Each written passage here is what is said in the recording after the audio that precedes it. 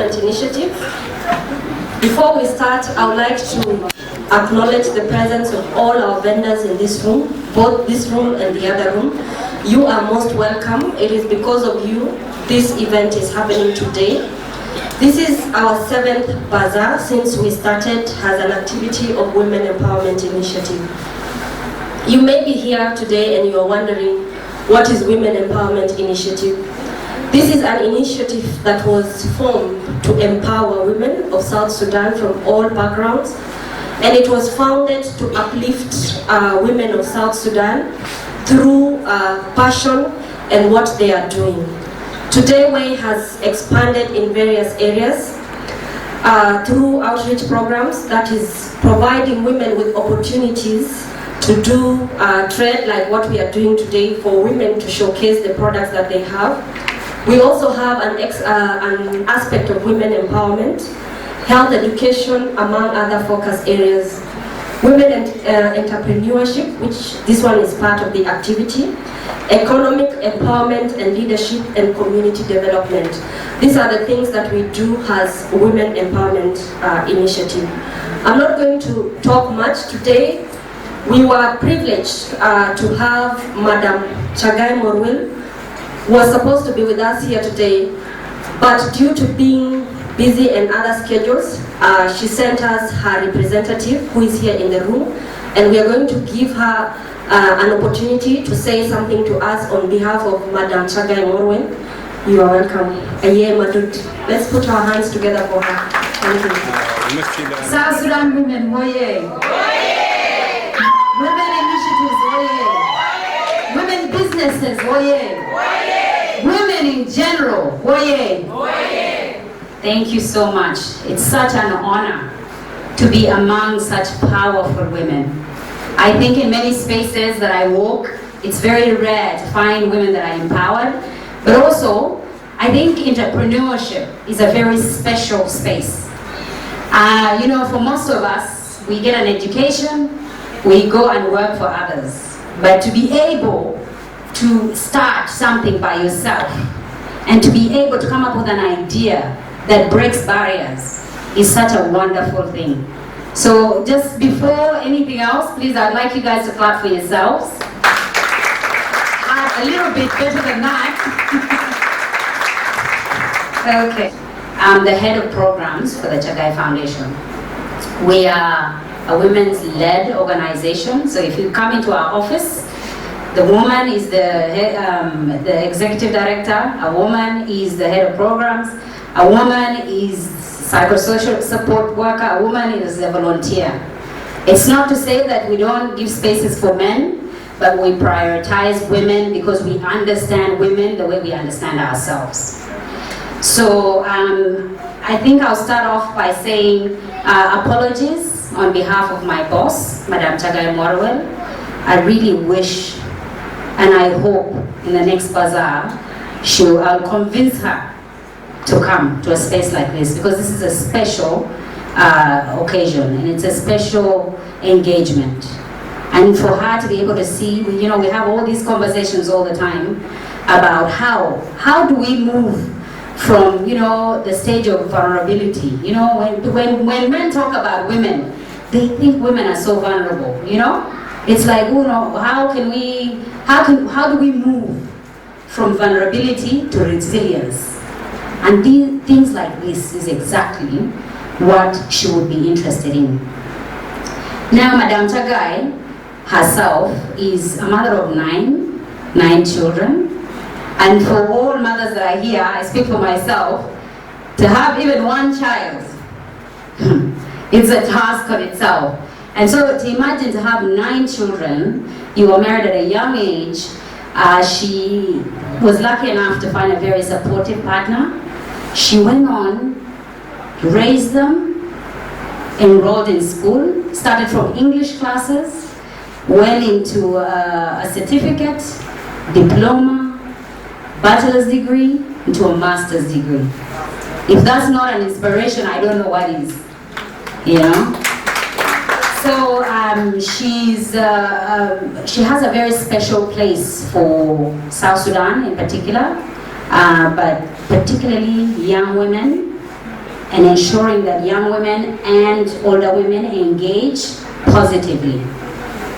The Chagai Foundation was founded way before, but Madam Chagai was away overseas. She just came to South Sudan in 2020. And what we do, the motto that we have is, little girls with dreams become women with vision. Isn't it? Little girl with dreams can become women with vision. And so that's what we pride in. And for me personally, I was raised by a woman. I was raised by a woman that joined Katibagana in 1983. And when she met my father died, unfortunately, when she was just 30 years old.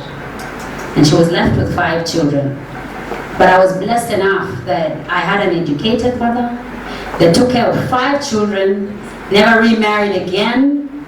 But also, not only is she an entrepreneur, to me, she's just a force to be reckoned with.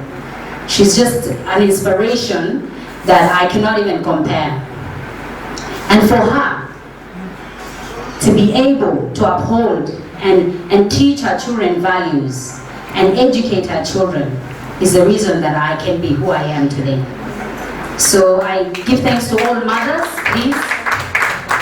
You are amazing, especially South Sudanese mothers. You are beyond amazing. I wanted to just allude to some of the things that we do at the Chagai Foundation. Like I mentioned, we focus a lot on young girls and women. And the particular things that we do are education. So because we know that for a woman to be empowered, education is key, isn't it? We all know that. For a woman to have an ability to be in control of her finances, to be in control over her life, starts with education. It does not necessarily have to be formal education from primary. It could be workshops, it could be mentorship programs, it could be hard talk that Sarah just talked about earlier, we were discussing it earlier. And so education is key. So what we do, we sponsor girls. We also have boys, but we prioritize larger percentages girls from primary, even from nursery school, primary, secondary, up to university level. And what we do is that we identify women, hardworking women, that are disadvantaged in many ways. Maybe they are single mothers, they are widows, or in fact they are working, but maybe their partners are maybe in the army and they're not paid. So we identify based on that criteria. At the moment we have 200 children that are enrolled in schools across South Sudan. We also do a lot of workshops. Recently we just launched our menstrual hygiene awareness workshop, and we started with 2 schools in Juba. We've done it at Moniki Primary School, and we've also done it at Juba 1 Girls. And we did it with about 450 girls. And there we distributed hygiene dignity kits, so sanitary pads, because we know across South Sudan, our situation could almost be the same, isn't it? And so many girls may not go to school because they don't have sanitary materials. We also, and this is why this space is very special for me, and it's very special for the Chagai Foundation. We would want to engage in economic empowerment activities. I was never aware that there are women that have, that make pizzas. There are women that, have branded items. There are women that have locally made, things in South Sudan. Such an amazing, I don't think you guys understand how amazing this space is. To be able to, and the fact that you're spreading the word, that's what we want. And we, as the Chagai Foundation, we hope to engage with you guys more and more, identify areas where we can support, if it's leadership programs, if it's customer service, if it's, some sort of mentorship and maybe a workshop, even to share, because all of you guys are experts in your fields, isn't it? You bring your items, you know your items more than anyone else. So even if it's a workshop to share with other women who wish to be entrepreneurs, and then you guys can be invited as special guests to speak with them, to talk to them about financial stability, to talk to them about how do you, most of the time people go into business without understanding finances, to maybe talk about how to start, how to persist even though your business is not producing from the beginning. Things like that would be inspirational to a lot of young women and also to a lot of young girls that are leaving schools right now. We would like to also see that we identify some of the people from the bazaar, anyone that would want to come and volunteer, because young girls want to see successful women, isn't it? And you're in school. If I wish we would see, I wish I would see young South Sudanese women like me that were successful.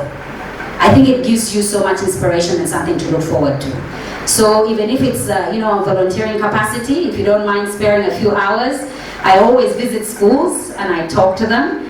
So if one of the days you're free, you can, our office is located near Mobile Roundabout. You're more than welcome to step in. You come and talk to us, you come and meet Madame and have discussions on how we can uplift this country. And these people are joking, 35%. We are very smart. We are smarter than men. No offense to the men that are here. But all the women that are married know that every idea that your husband shares with other people, whose idea is that? Yeah, we know that, but it's okay. They present it to others, but we know it generated from who? From the woman. So, the 35% is just the baseline. I know for sure. When you find women in leadership spaces, when you find women taking control, the house is in order, isn't it? A house without a woman is not a home. It's in every language.